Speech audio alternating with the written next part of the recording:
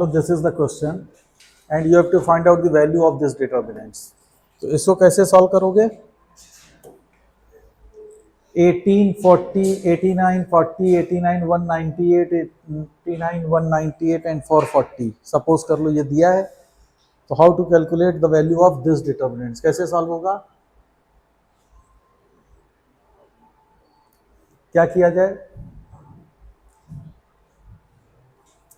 मेरे को दिख रहा है कि मैं इसमें कर दूं R2 को मैं लिख दूं R2 माइनस 2 टाइम्स R1।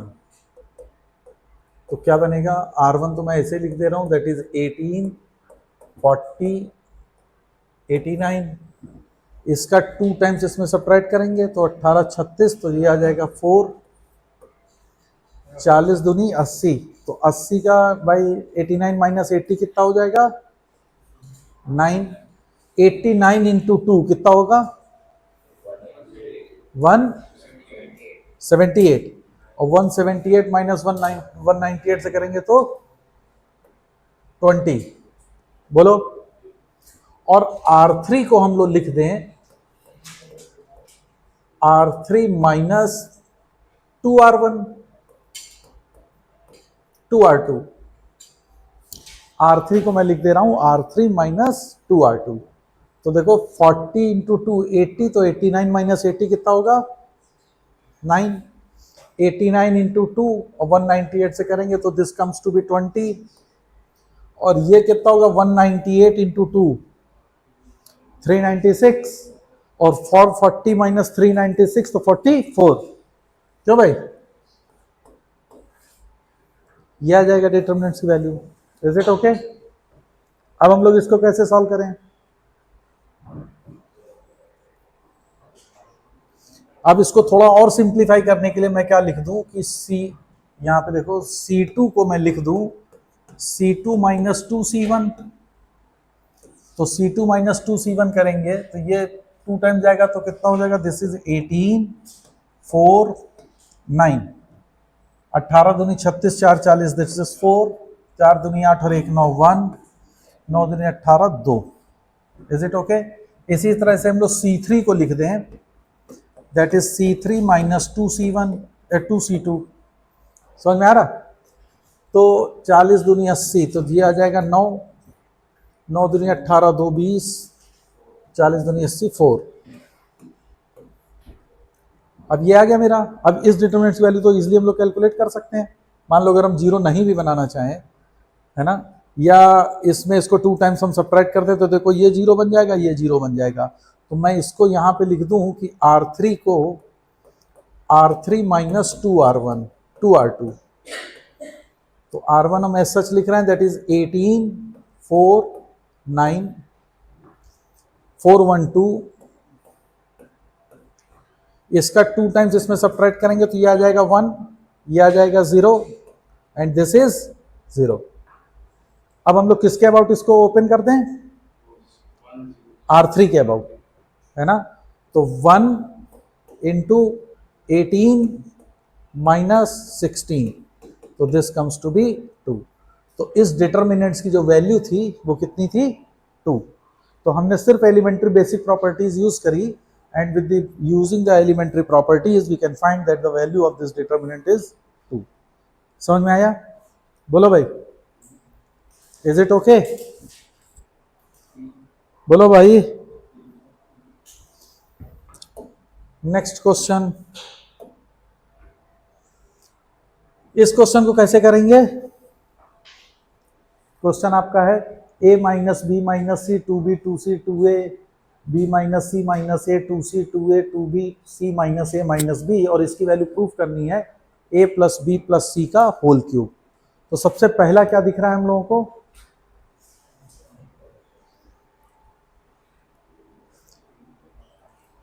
हम लोग सबसे पहले क्या करें?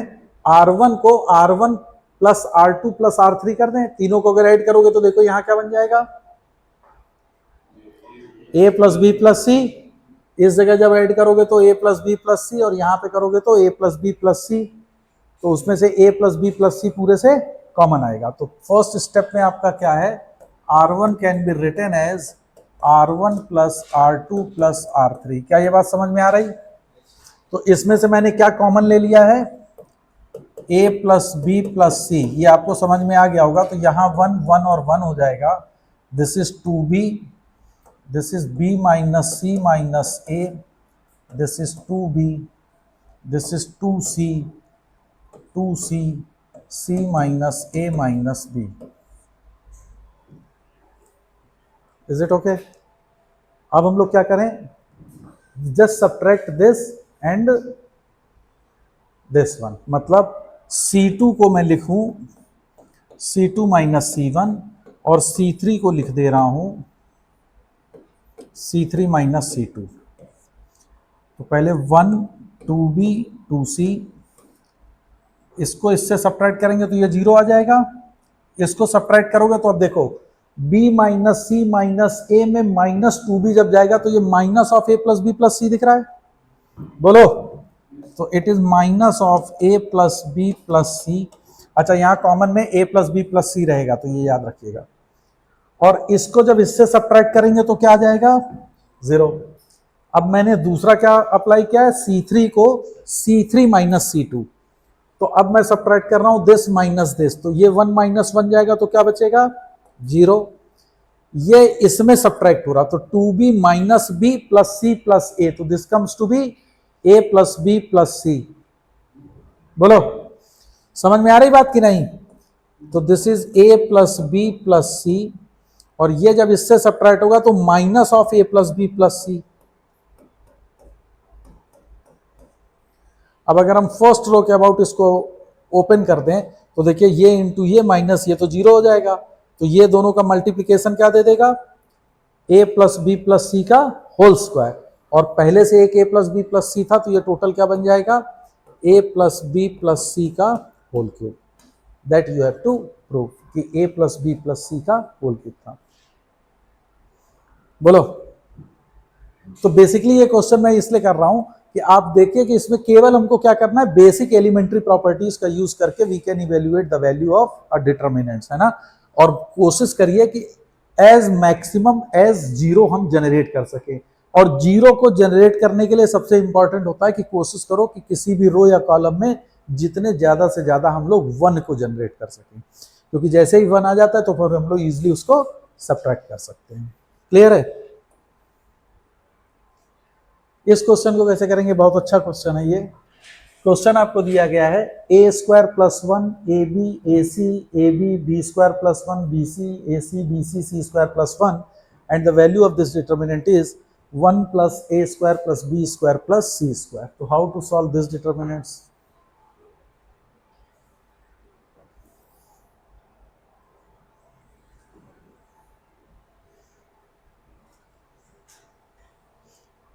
ये बहुत ही अच्छा क्वेश्चन है। देखो, इस क्वेश्चन को करने के लिए आप समझिए, ध्यान देना। फर्स्ट मैं क्या कर रहा हूं? फर्स्ट रो में a से मल्टीप्लाई कर रहा हूं। फर्स्ट रो के एलिमेंट को किससे मल्टीप्लाई कर रहा हूं? a से। सेकेंड रो के एलिमेंट को करने के मैं मल्टीप्लाई कर रहा हूं b से, और थर्ड रो को मल्टीप्लाई कर रहा हूं c से। वो क्यों कर रहा हूं? क्योंकि यहां पे b स्क्वायर जनरेट हो जाएगा और यहां पे c स्क्वायर जनरेट होगा। क्लियर है? तो अगर मैं फर्स्ट रो को a से मल्टीप्लाई करूंगा तो ऑब्वियसली डिटर्मिनेंट्स की वैल्यू 1/a हो जाएगी ओरिजिनल की। बोलो। तो ये हो जाएगा 1 अपॉन ए बी सी। अब a का मल्टीप्लीकेशन मैंने फर्स्ट रो में किया तो ये क्या हो जाएगा? a times a square plus 1। a से मल्टीप्लाई करोगे तो a square b and a square c। Is it okay? ऐसे b का मल्टीप्लाई सेकेंड रो में किया तो बताओ क्या बना? A B square. ये क्या बनेगा? b times B square plus 1, और ये बन जाएगा b स्क्वायर c। और थर्ड रो में तुमने c से मल्टीप्लाई किया तो क्या बन जाएगा? ए सी स्क्वायर बी सी स्क्वायर और c times c square plus 1। Is that okay? यहां तक क्लियर है? बोलो। अब क्या कर रहा हूं? फर्स्ट रो से फर्स्ट कॉलम से a, सेकेंड कॉलम से b और थर्ड कॉलम से मैं c कॉमन ले रहा हूं। ओके? तो अगर हमने इससे a और b और c कॉमन ले लिया तो फिर बाहर क्या आ जाएगा? abc। दैट abc इस abc से कैंसिल आउट हो जाएगा। तो अब देखिए ये इक्वेशन क्या बन, डिटर्मिनेंट्स की वैल्यू क्या बनेगी, इससे a कॉमन लिया तो देखो ये क्या बनेगा, a square plus 1 B square C square, इसमें से मैंने कॉलम 2 से b कॉमन लिया तो ये क्या बनेगा, a square B square plus 1 and C square, column 3 से c कॉमन लिया तो ये क्या बनेगा, a square B square and C square plus 1। अब तो आपको क्लियर दिख रहा होगा, बोलो। मैं सारे रो को ऐड कर दूं अगर, तो देखो क्या बन के दिख रहा है, अगर मैं R1 में R1 plus R2 plus R3 कर दूं, R1 में मैं कर दूं कि R1 can be written as R1 plus R2 plus R3, तो देखो क्या बनेगा, a square plus B square plus C square plus 1, इसमें क्या बनेगा, a square plus B square plus C square plus 1, और यहां पे भी a square plus B square plus C square plus 1, is it. तो मैं अभी a square plus B square plus C square plus 1 को अभी थोड़ी देर के लिए लैम्डा लिख दे रहा हूं, तो ये लैम्डा मेरा बाहर आ जाएगा, this lambda is signifying a square plus B square plus C square plus 1। तो अब यहां क्या क्या बन जाएगा, फर्स्ट पे 1 1 1, सेकेंड रो के एलिमेंट क्या हो जाएंगे, B square plus 1 and B square, इसके एलिमेंट हो जाएंगे C square and C square plus 1। Clear है, बोलो। अब हम क्या करेंगे, ऑब्वियसली सब्ट्रैक्ट कर देंगे, है ना। तो क्या लिखोगे कि C2 को मैं लिख सकता हूं C2 minus C1, and similarly C3 को क्या लिख सकते हैं, C3 माइनस C2, कुछ भी कर दो, C3 माइनस C1 या C3 माइनस C2, तो लेमडा टाइम्स इसको ये तो हो जाएगा 1 B square C square, this is 0 and this will be 0, first row के एलिमेंट, इसको इससे सब्ट्रैक्ट करोगे तो यहाँ क्या बनेगा 1, इसको इससे सब्ट्रैक्ट कर दिया तो ये बन गया 0, this minus this is minus 1, this minus this gives you 1। अब इस डिटर्मिनेंट की वैल्यू 1 तुमको इजीली दिख रही है, बोलो। The value of this determinant is 1, तो मतलब ये कि वैल्यू किसके बराबर आ गई, lambda, and what was lambda, a square plus B square plus C square plus 1। तो this is the proof of this equation, बोलो। क्या समझ में आया कि how elementary operation can be done.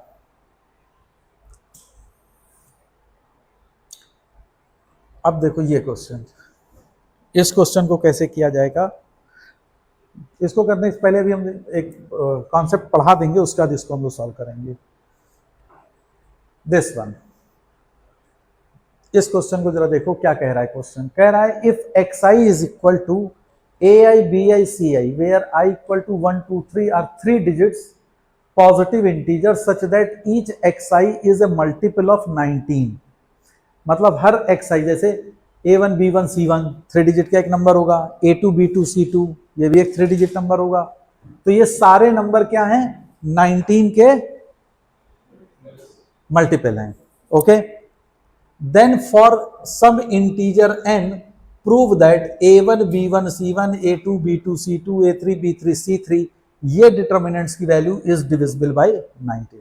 देखो इसको करने से पहले एक छोटे से कॉन्सेप्ट को समझो कि सपोज अगर आपको कोई नंबर दिया जाता है 235, 3 डिजिट्स है, 235 इज द 3 डिजिट नंबर, तो इसको हम लोग लिखते कैसे हैं, 2 into 100 plus 3 into 10 plus 5 into 1 लिखेंगे हम लोग, ऐसे ही तो लिखा जाएगा, कोई भी नंबर का एक्सपेंशन हम लोग इसी तरह से करते हैं। तो अगर सपोज करो कि कोई नंबर है a1 b1 या ai bi ci, जैसा कि उसने दिया है xi एक नंबर है ai bi ci, ओके। तो xi अब इसको तुम कैसे लिखोगे, 100 की प्लेस पे क्या है ai, 10 की प्लेस पे क्या है bi, और यूनिट की प्लेस पे क्या है ci, तो this can be written as ai times 100 plus bi times 10 plus ci times 1। Is it clear, ये कॉन्सेप्ट समझ में आया, बोलो। बस इसी कॉन्सेप्ट का यहां पे यूज करना है। समझ में आया? अब वो कैसे होगा, अब ध्यान देना। आपको ये डिटर्मिनेंट दिया गया, let this determinant is delta, और इसकी वैल्यू है a1 b1 c1, a2 b2 c2, a3 b3 c3। अब मेरे को xi क्या रिप्रेजेंट कर रहा है, ai bi ci for all i equal to 1 2 3। तो x1 क्या होगा, a1 b1 c1, बोलो।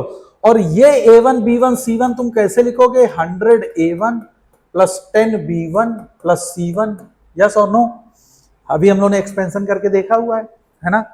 तो अब जरा देखो, मैं इस डिटर्मिनेंट्स में r1 को मैं लिखने जा रहा हूं 100 times r1 plus 10 times r2 plus 1 times r3। मैं r1 को लिखने जा रहा हूं 100 times r1 plus 10 times r2 plus 1 times r3। तो देखो पहला रो क्या बनेगा, 100 a1, बोलो, फर्स्ट एलिमेंट को मैं समझा दे रहा हूं, बाकी फिर उसी तरह से होगा, plus 10 b1 plus c1, okay, यही बनेगा। और इसकी जगह पे हम क्या लिख सकते हैं, 100 a1 plus 10 b1 plus c1 is nothing but a1 b1 c1, और वो a1 b1 c1 है क्या, x1। तो मैं क्या इसकी जगह पे डायरेक्टली x1 लिख दूं, बोलो, समझ में आया ये कैसे आया x1? तो अब बताओ ये वाला एलिमेंट क्या बन जाएगा, सेकंड, x2 हो जाएगा सिमिलरली, और दिस वन x3।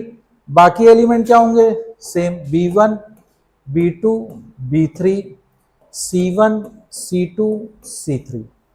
अब वो क्वेश्चन में क्या कह रहा है, each xi is a multiple of 19।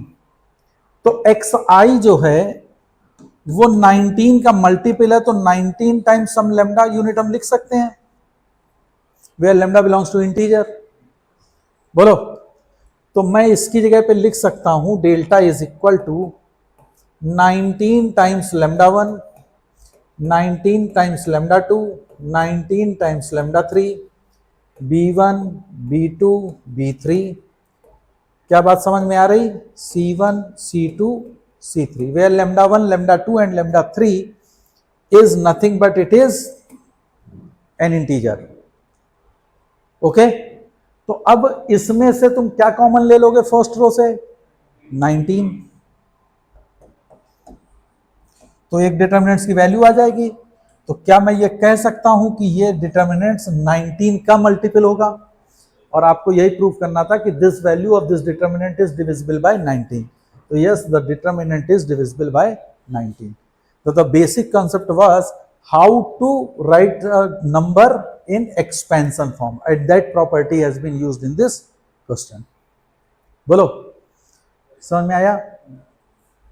अब देखो बिल्कुल इसी पैटर्न पे IIT 1990 में ये क्वेश्चन दिया गया था, है ना, बिल्कुल सेम पैटर्न पे क्वेश्चन था कि let the 3 digit numbers a to 8, अब a कोई एक डिजिट है, 3b9 एंड 66 to c, ये 3 डिजिट्स के नंबर हैं, where a b c are integers between 0 and 9। तो ये 3 कोई भी नंबर लिखे हुए हैं, be divisible by a fixed integer k, then show that this determinant is also divisible by the same integer k। बिल्कुल सेम वही क्वेश्चन है, आपको नंबर को एक्सपेंशन लिखना आना चाहिए। जैसे मान लो a to 8 है, मैं हिंट केवल इसमें दे रहा हूं, a to 8 इसको कैसे लिखोगे,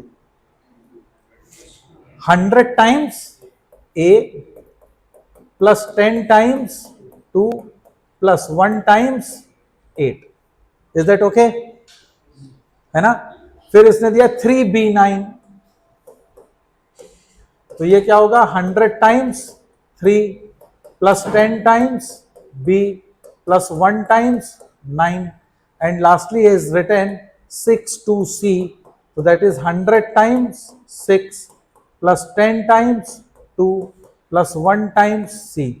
अब इसमें तुम आराम से देखोगे तो you can use the expansion property और इन नंबर को आप लिख लोगे and you can get the value. Okay, तो ये अब तुम्हारे लिए एक होमवर्क है, try to solve by your own.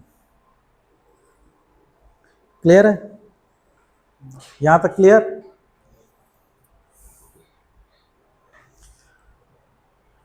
Okay, तो अब हम लोग पढ़ें, लिखो, अब नया टॉपिक लिखो, that is use of determinants. हम लोग डिटर्मिनेंट्स का यूज कहां पे करते हैं?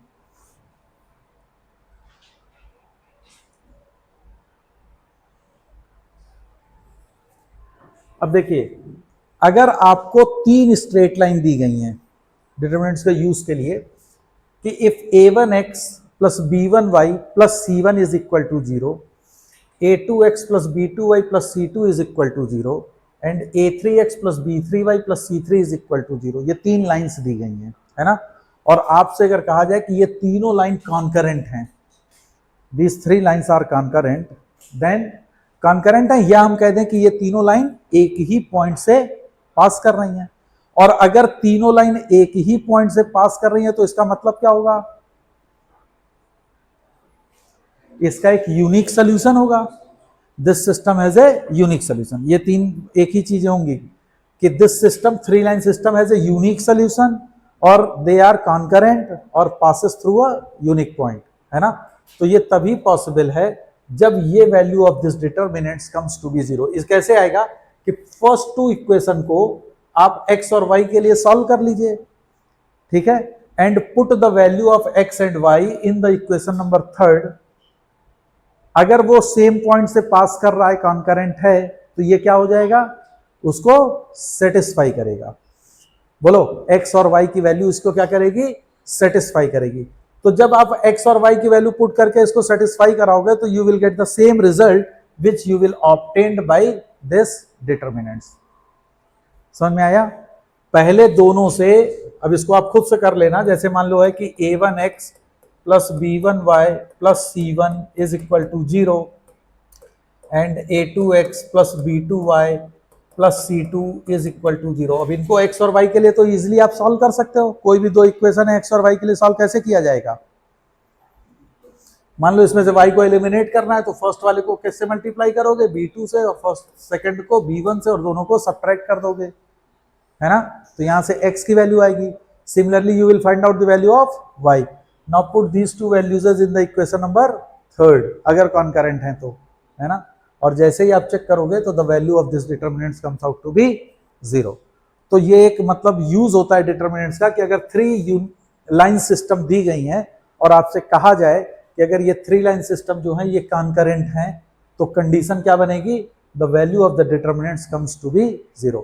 मतलब कोफिशिएंट्स लिखना है x y और कांस्टेंट है, a1 b1 c1 दिख रहा है, फिर a2 b2 c2 and lastly a3 b3 c3 and this value comes out to be 0। अगर ये 0 नहीं है तब क्या होगा? If this is not equal to 0 the points are not concurrent. तो वो तीनों लाइन एक ही पॉइंट से पास नहीं कर रही हैं। अब देखो, इसी पे बेस्ड क्वेश्चन आपको दिया गया।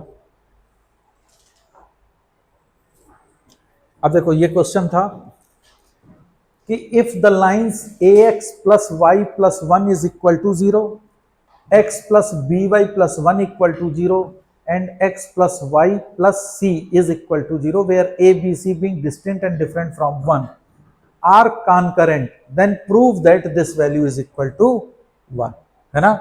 अब उसने 3 लाइन सिस्टम दी और 3 लाइन सिस्टम को कहा है कॉन्करेंट है।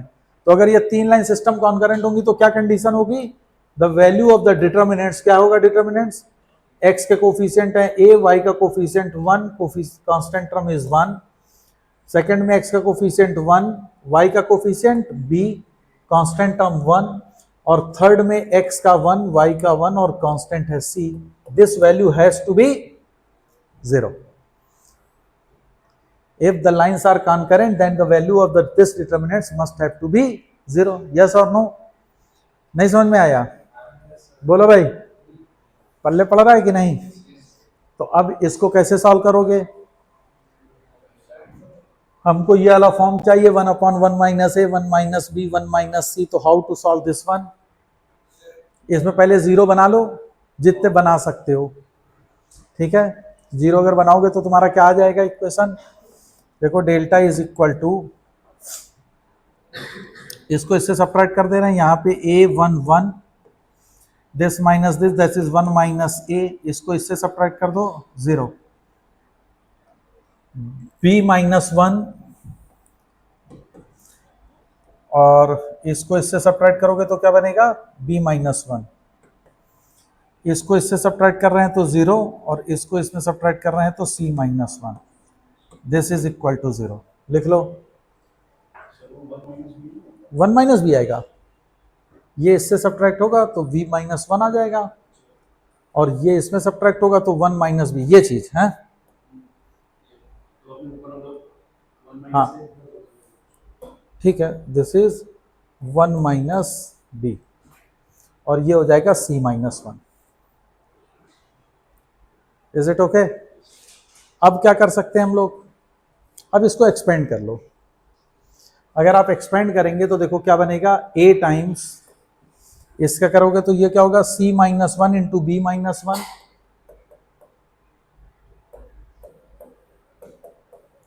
माइनस 0, तो ये तो खत्म हो जाएगा, minus 1 minus a into c minus 1 minus 1 minus b. बोलो c minus 1 minus 1 minus B और ये तो 0 ही होगा, दिस बिकम्स 0। लिखा हुआ है। तो इसको थोड़ा सा और रीअरेंज कर ले तो ये लिखा है a into 1 minus c into 1 minus b. मैं 1 माइनस इसलिए कर रहा हूं क्योंकि सब जगह 1 माइनस ए 1 माइनस बी 1 माइनस सी है। माइनस इसका जब इससे मल्टीप्लाई होगा तो ये क्या बनेगा, 1 माइनस ए। अब देखो यहां पे मल्टीप्लाई होगा c माइनस 1, तो 1 माइनस सी करेंगे तो ये प्लस हो जाएगा, ये minus minus plus, that is 1 minus a into 1 minus b, this becomes 0। Clear है? ये कंडीशन आएगी। अब मेरे को डिनोमिनेटर में ये टर्म्स चाहिए, 1 minus A 1 minus B 1 minus C, then what will we do? 1 minus A 1 minus B 1 minus C से डिवाइड कर दो। तो डिवाइड करोगे तो ये क्या बनेगा, a upon 1 minus A plus 1 upon 1 minus B plus 1 upon 1 minus c, this becomes 0। आ जाएगा।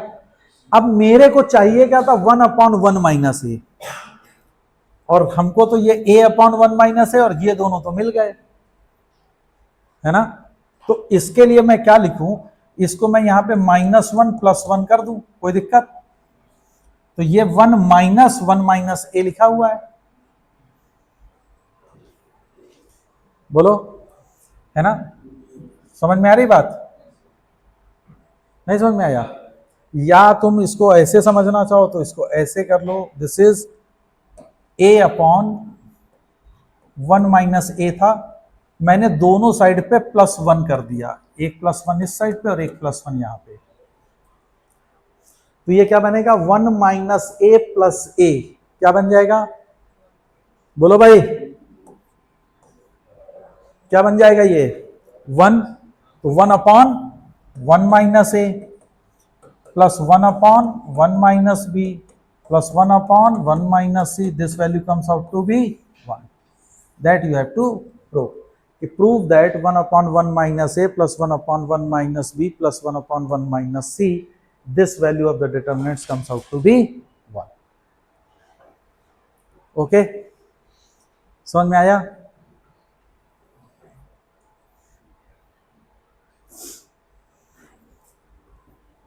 फिर सेकंड यूज, पहला यूज क्या था, सिस्टम ऑफ लीनियर इक्वेशन। अगर 3 लीनियर इक्वेशन आपकी दी गई हैं, लाइंस मतलब 2D में, तो वो कॉन्करेंट होती हैं जब डिटरमिनेंट्स की वैल्यू 0 होती है। सेकंड है कि अगर कोई भी एक 2 डिग्री की तुमको जनरल इक्वेशन दी गई हो, है ना, 2 डिग्री की जनरल इक्वेशन हम लोगों ने कोनिक सेक्शन में पढ़ रखा है, क्या होती है, ax square plus by square plus 2hxy plus 2gx plus 2fy plus c equal to 0।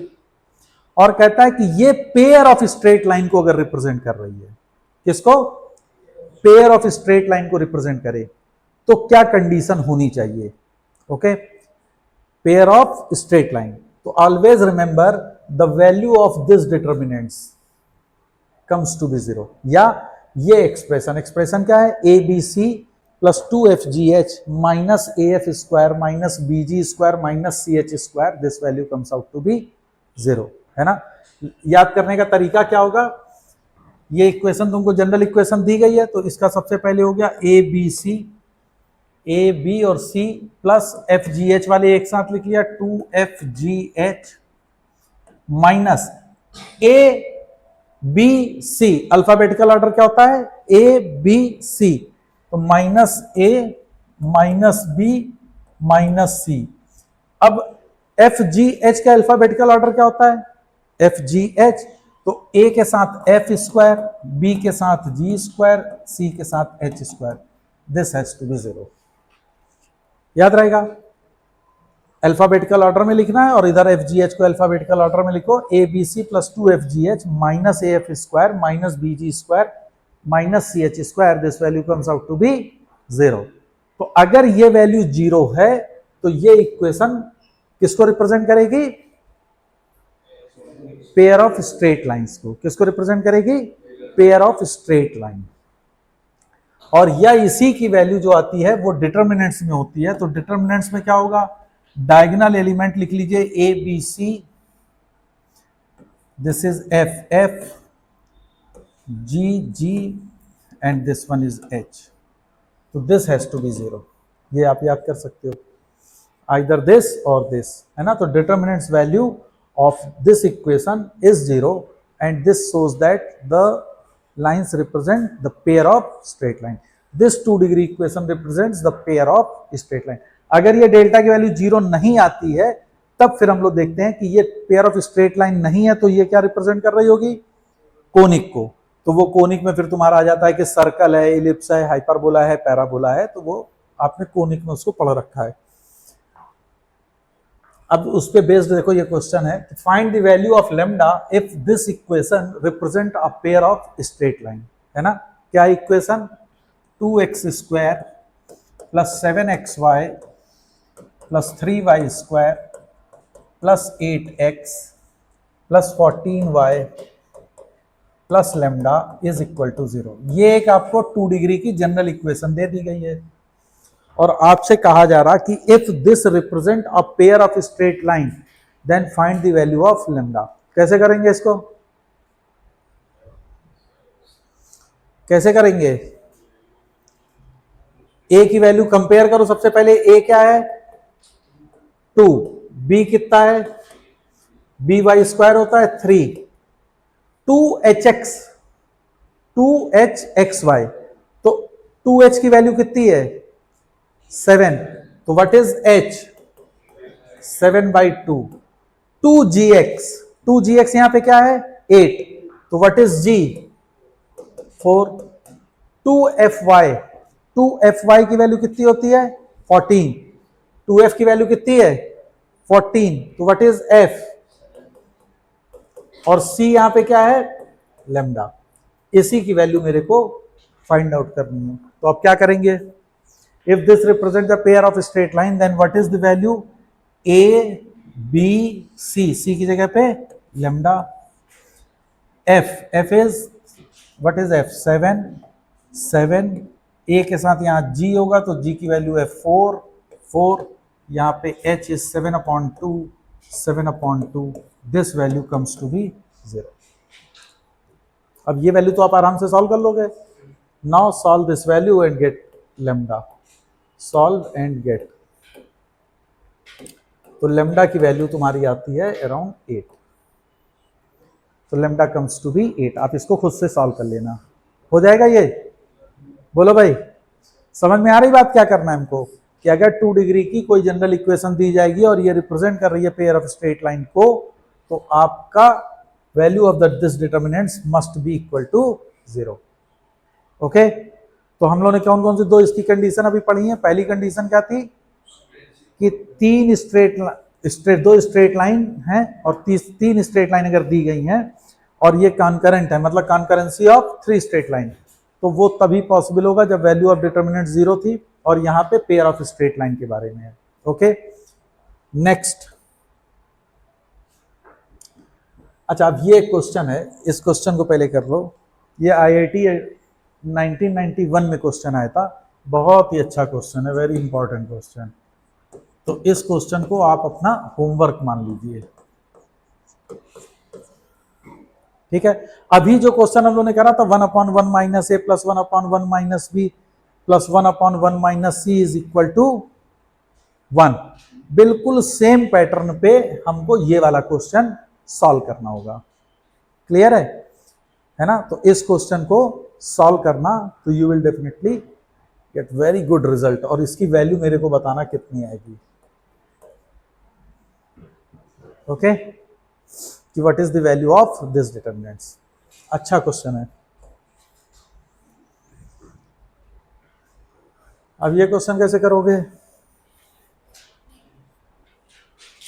अब मान लो ये क्वेश्चन दे दिया गया है, हम लोगों ने क्या डिटरमिनेंट्स में क्या पढ़ा भी, नॉर्मली डिटरमिनेंट्स की वैल्यू को इवेल्युएट करना और साथ ही साथ उसका क्या यूटिलाइजेशन होगा, है ना? क्या यूटिलाइजेशन था? Concurrency of straight lines. दूसरा था अगर दो लाइंस 2 डिग्री की जनरल इक्वेशन दी गई है तो that will represent the pair of straight line, तो वो क्या कंडीशन होती है ना? और तीसरी एक और उसका यूटिलाइजेशन तुम चाहो तो लिख लो। यूटिलाइजेशन क्या होगा कि अगर मान लो कोई एक ट्राइंगल दिया गया है और ये ट्राइंगल ABC है और इसके कोऑर्डिनेट हैं x1 y1 x2 y2 and x3 y3, then the area of this triangle is nothing but half of the value of the determinants, that is x1 y1 1 x2 y2 1 x3 y3 1, और इस पूरे का mod ले लेंगे क्योंकि value of determinants can never be, मतलब area of the triangle can never be negative, so we can take the mod of this one. Okay, तो एक डिटरमिनेंट्स का यूटिलाइजेशन हम लोग एरिया ऑफ द ट्राइंगल के फाइंड आउट करने में भी करते हैं, है ना? अगर ऐसे ही मान लो हमारा n डिग्री का पॉलिनोमियल है n साइड का, तो उसकी वैल्यू कैसे बनेगी? n/n का एक डिटरमिनेंट बन जाएगी, x1 x2 x3 up to xn -1 फिर 1 x2 फिर y1 y2 y3, समझ रहे हो? z क्लियर है? तो इस तरह से n डिग्री का एक पॉलिनोमियल बना के भी हम लोग उसकी इक्वेशन को, एरिया को फाइंड आउट कर सकते हैं। ओके, तो ये एक यूटिलाइजेशन है डिटरमिनेंट्स का जो कि तुमको मालूम होना चाहिए। Now come to the next topic, that is the product of determinants. तो दो डिटरमिनेंट्स का प्रोडक्ट ये कैसे करेंगे हम लोग? Product of two determinants. अब देखिए, इस पे भी क्वेश्चन बहुत पूछे जाते हैं। मान लो एक डिटरमिनेंट तुमको दिया गया है delta 1, that is a1 b1 c1 a2 b2 c3 a3 b3 c3, और दूसरा एक डिटरमिनेंट दिया गया है alpha 1 beta 1 gamma 1 alpha 2 beta 2 gamma 2 alpha 3 beta 3 and gamma 3, और आपसे कहा जा रहा है कि इन दो डिटरमिनेंट्स का प्रोडक्ट वैल्यू क्या होगी।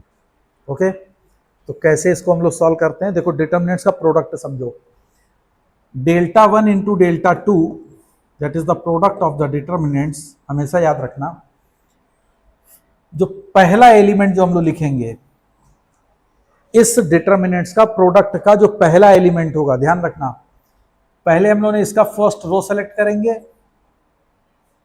क्या सेलेक्ट करेंगे? First row, the first row, और सेकंड वाले का फर्स्ट कॉलम, फर्स्ट वाले का फर्स्ट रो और सेकंड वाले का फर्स्ट कॉलम, और इनके एलिमेंट बाय एलिमेंट मल्टीप्लाई करेंगे, that is a1 alpha 1 b1 alpha 2 and c1 alpha 3। समझ में आ रही बात? तो क्या आएगा? a1, जल्दी बोलो, alpha 1 plus b1 alpha 2 plus c1 alpha 3। Okay, फिर सेकंड वाले को कैसे करेंगे? अभी हमने यहां पे चूंकि फर्स्ट रो लिया है तो फर्स्ट रो सेकंड कॉलम, हम फर्स्ट रो के ही एलिमेंट लिख रहे हैं, तो वो क्या हो जाएगा जल्दी से बताओ, A1 beta 1 plus B1 beta 2 plus C1 beta 3। Clear है? फिर तुम्हारा क्या आ जाएगा, फर्स्ट रो थर्ड कॉलम, तो क्या बनेगा, A1 gamma 1 plus B1 gamma 2 plus C1 gamma 3। तो ये फर्स्ट रो के एलिमेंट हो गए। क्लियर है? अब आप इसमें क्या लेंगे, फिर अब सेकंड रो का एलिमेंट मैं लिखने जा रहा हूं, तो क्या लेंगे, सेकंड रो इसमें से सेलेक्ट करो, फिर से इस पे फर्स्ट कॉलम, तो second row first column, second row second column, then second row third column, and similarly third row first column, third row second column, third row third column, तो आपके थर्ड रो के element आएंगे। तो ये multiply करके कर सकते हैं, या तो इस तरीके से करो, या फिर इसमें करो कि हमने फर्स्ट कॉलम इसका first row, first column first row. Okay, जैसे इसमें फर्स्ट कॉलम और फर्स्ट रो का मल्टीप्लाई करोगे तो क्या होगा, A1 alpha 1 plus A2 beta 1 plus A3 gamma 1। बोलो, फिर बी फर्स्ट रो सेकंड, मतलब फर्स्ट कॉलम सेकंड रो, फिर फर्स्ट कॉलम थर्ड रो। तो मैं एडवाइस करता हूं कि पहले वाले का रो लिया करो और दूसरे वाले के कॉलम्स लेते जाओ, है ना, और आप इस तरीके से लिखते जाइए, तो you will get the product of two determinants. Is that clear? कि दो डिटर्मिनेंट्स का हम लोग प्रोडक्ट करना होगा, तो कैसे इसको फाइंड आउट करेंगे। क्या ये चीज समझ में आई कि नहीं, कि how to do the product of a determinants. Clear है? बस याद रखना, फर्स्ट वाले के क्या लेंगे, रो, और सेकंड वाले से कॉलम, और उसको मल्टीप्लाई करो और ऐड करते जाओ। क्लियर है?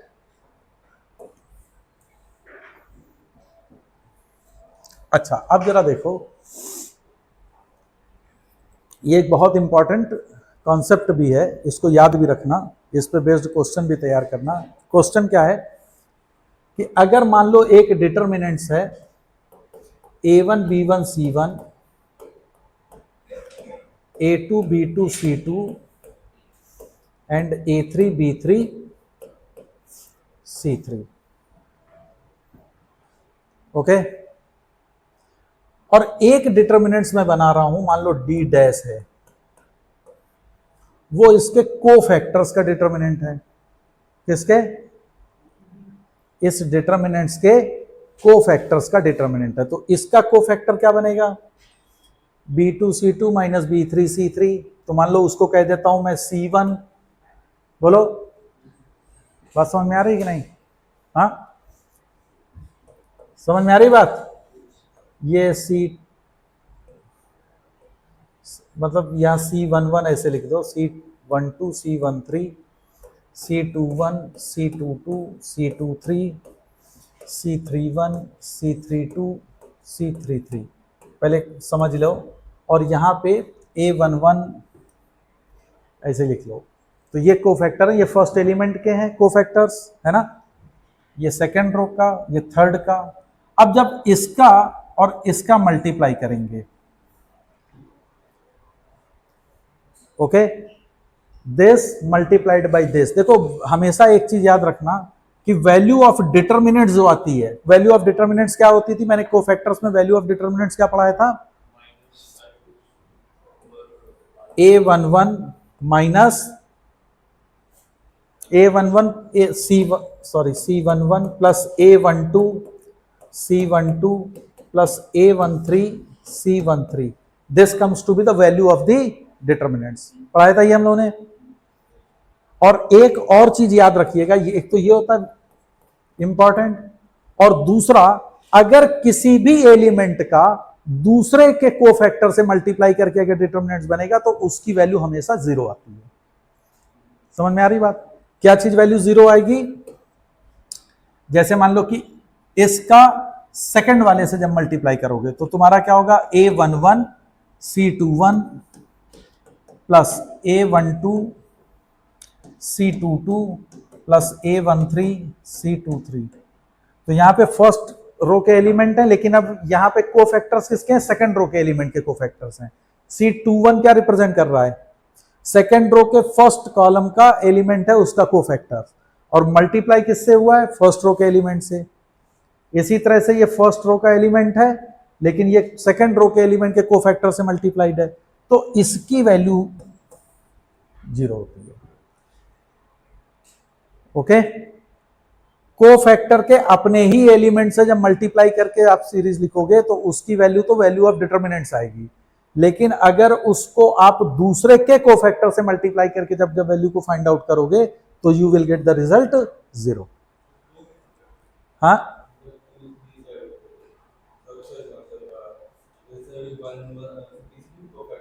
हाँ, जैसे फर्स्ट रो के एलिमेंट है उसको तुम थर्ड रो के एलिमेंट के कोफैक्टर से मल्टीप्लाई कर लो, जैसे this one multiplied by this one, तो उसकी वैल्यू क्या आएगी? 0, है ना? समझ में आ रही बात? अपने ही एलिमेंट का अपने कोफैक्टर से जब मल्टीप्लाई करके जब सीरीज बनेगी तो वो तुमको क्या देगा? Value of the determinants. Okay, तो अब इसका देखो यूज कैसे करोगे कि जैसे सपोज कर लो कि तुमको एक डिटर्मिनेंट्स दिया गया है, delta is A11 A12 A13 A21 A22 A23 A31 A32 A33, और एक इसका कोफैक्टर का मान लो हम लोग डिटर्मिनेंट्स लिख रहे हैं, कोफैक्टर का डिटर्मिनेंट्स क्या होगा? C11 C12 C13 C21 C22 C23 C31 C32 C33। Okay, मान लो ये डेल्टा डैश है। क्लियर? अब delta multiplied by delta dash अगर हमने मल्टीप्लाई कर दिया, this multiplied by this one, okay, तो देखो ये क्या बनाएगा? A11 C11 plus A12 C12 plus A13 C13, ये इस डिटर्मिनेंट्स की वैल्यू होगी, है ना? और इस डिटर्मिनेंट्स की वैल्यू कितनी है? डेल्टा। मैंने क्या कहा? अगर अपना ही एलिमेंट उसके कोफैक्टर से मल्टीप्लाई करके बनेगा तो ये क्या देगा? Value of determinants. तो this is nothing but it is delta. अब ये फर्स्ट रो सेकंड वाले से मल्टीप्लाई करेगा तो क्या देगा? 0। फिर फर्स्ट रो थर्ड वाले के मल्टीप्लाई करेगा तो क्या देगा? 0। फिर सेकंड रो फर्स्ट वाले से मल्टीप्लाई करेगा 0, तो ये delta, this is 0, this is 0, this is 0, this will B delta. तो इस वैल्यू, इसकी वैल्यू कितनी आ गई? What is this value? Delta cube. इसकी वैल्यू क्या आ रही है? Delta cube. नहीं आई? अगर ये डेल्टा क्यूब है तो डेल्टा डैश की वैल्यू कितनी आ गई? Delta square. तो this is very important result. क्या कह रहा है इसका मतलब? कि अगर हमको किसी एक डिटर्मिनेंट्स की वैल्यू दी गई है और उसके कोफैक्टर्स के डिटर्मिनेंट्स की वैल्यू निकालनी होगी तो वो किसके बराबर हो जाएगी? उस डिटर्मिनेंट्स की वैल्यू के स्क्वायर के बराबर होगी। क्लियर है ना? कोफैक्टर्स के एलिमेंट जो होंगे वो डेल्टा स्क्वायर के बराबर हो जाएगा। ओके, बोलो भाई, समझ में आया कि नहीं?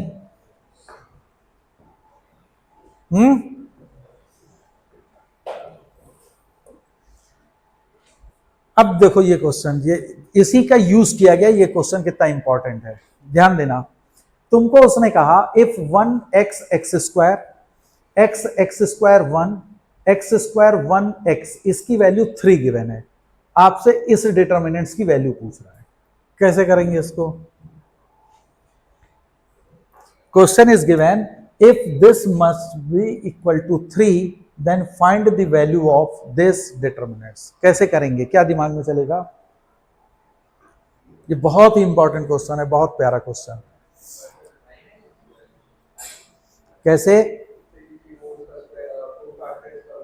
एग्जैक्टली अगर ये डिटर्मिनेंट्स को तुम ध्यान से देखो तो this determinant is nothing but it is the cofactor of this determinant, है ना?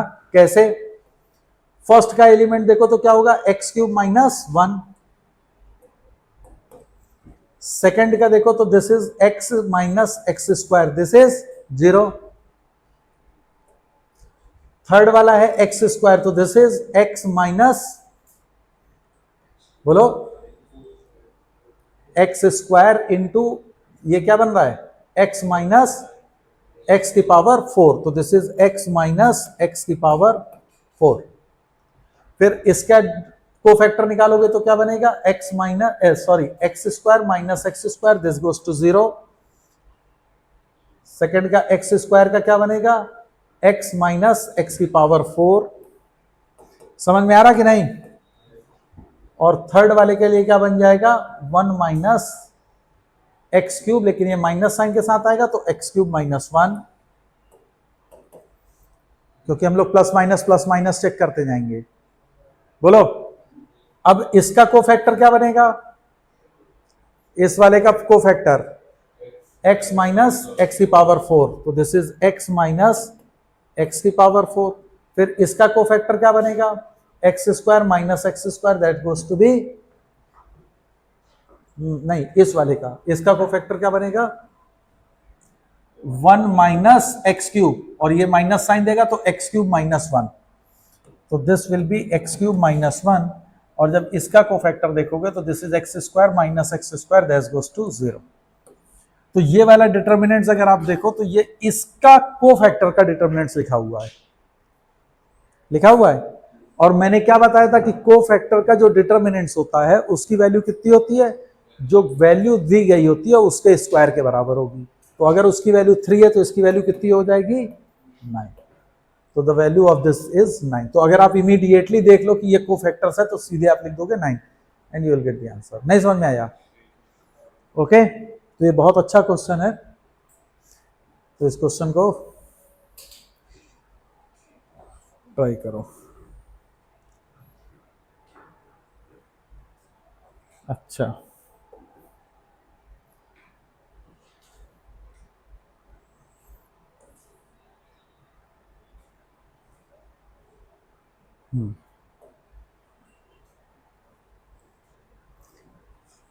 एक ये क्वेश्चन है, इस क्वेश्चन को जरा देखो, IIT 94 में पूछा गया था कि find all the values of a B c and p q r, for all values of a B c and p q r, then prove that cos of a minus p, cos of a minus q, cos of a minus r, similarly cos of b के साथ है और सी के साथ लिखा हुआ है, and this value comes out to be 0। तो इसको कैसे प्रूफ करोगे, बताओ भाई कैसे करा जाए इसको।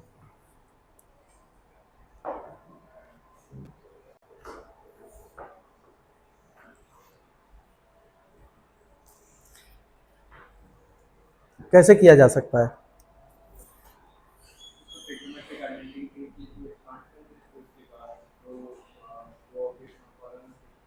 नहीं वो बहुत टिपिकल पड़ेगा। अगर हम इसमें रो ऑपरेशन और कॉलम ऑपरेशन लगाते जाएंगे तो that is the very very typical. ध्यान से देखो, देखो जब कभी भी ना बहुत कॉम्प्लिकेटेड टर्म्स बन के आए तो कोशिश करना हमेशा कि इसमें मल्टीप्लीकेशन ऑफ डिटर्मिनेंट्स का हम यूज करेंगे। क्या करेंगे, मल्टीप्लीकेशन ऑफ डिटर्मिनेंट्स, है ना। अब वो देखो कैसे यूज होगा,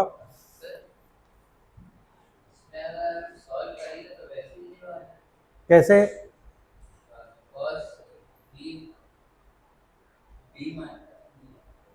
क्या हुआ, तो देखो ये क्या लिखा हुआ है, cos A cos P plus sine A sign P. बोलो भाई ये क्या लिखा है, कॉस ए बात नहीं, cos A cos Q plus sine A sine Q, क्यों भाई। और यहां पे क्या लिखा है, cos A cos R plus sine A sine R. मैं एक को पहले एक्सपेंड करके लिख रहा हूं, ऐसे ही हम सारे को एक्सपेंड कर लेंगे। बोलो अब मेरे को ये टर्म्स चाहिए। अब देखो ये टर्म कैसे आएंगे, मैंने लिखा कॉस ए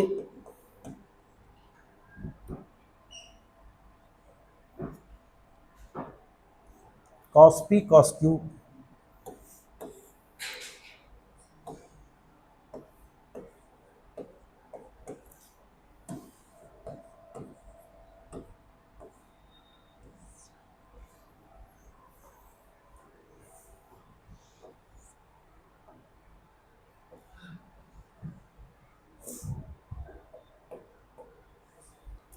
कॉस ए, अब देखो cos P into cos A, हम पहला वाला बना रहे हैं फर्स्ट, तो दिस मल्टीप्लाइड बाई दिस होना है।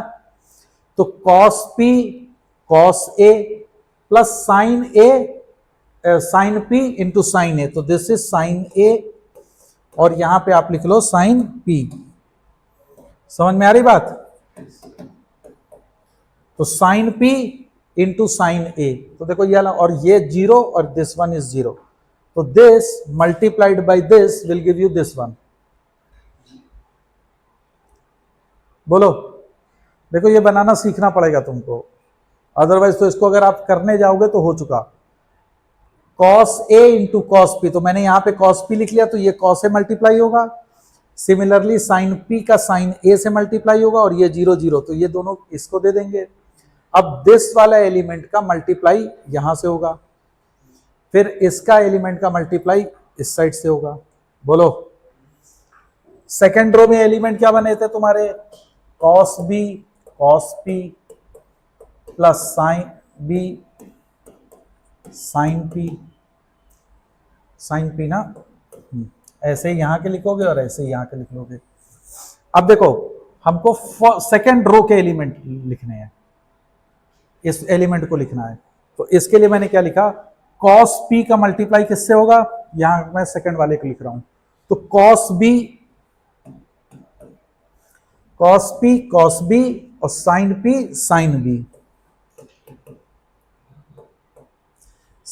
Sign B and this will be zero. तो अब अगर सिमेट्री देखो तो कॉस ए कॉस बी, तो यहां क्या बनेगा? कॉस सी, और यहां क्या बन जाएगा? साइन सी और जीरो। अब जैसे cos P cos C plus sine P sine C, तो cos P cos C plus sine P sine C, वो ये वाला एलिमेंट दे देगा, cos P cos C plus sine P sine C. Is it? समझ में आ रही बात है ना? अब सिमिलरली तुमको यहां पे क्या मिलेगा? कॉस क्यू, अब तो तुम देख के बना लोगे, कॉस क्यू तो यहां क्या होगा? Sine Q zero and cos R sine R zero. अब मल्टीप्लाई कर लोगे तो तुमको यही चीज मिल जाएगी। अब ये वैल्यू ऑफ डिटर्मिनेंट्स कितनी है? जीरो, क्योंकि इसका एक रो के एलिमेंट जीरो कॉलम के, और यहां के रो के एलिमेंट का जीरो है, तो zero multiplied by zero will give you the zero, that you have to prove. Okay, तो आपको इसमें बेसिकली क्या करना था? मल्टीप्लीकेशन ऑफ डिटर्मिनेंट्स का यूज करना था। बोलो, समझ में आया ये चीज? ओके।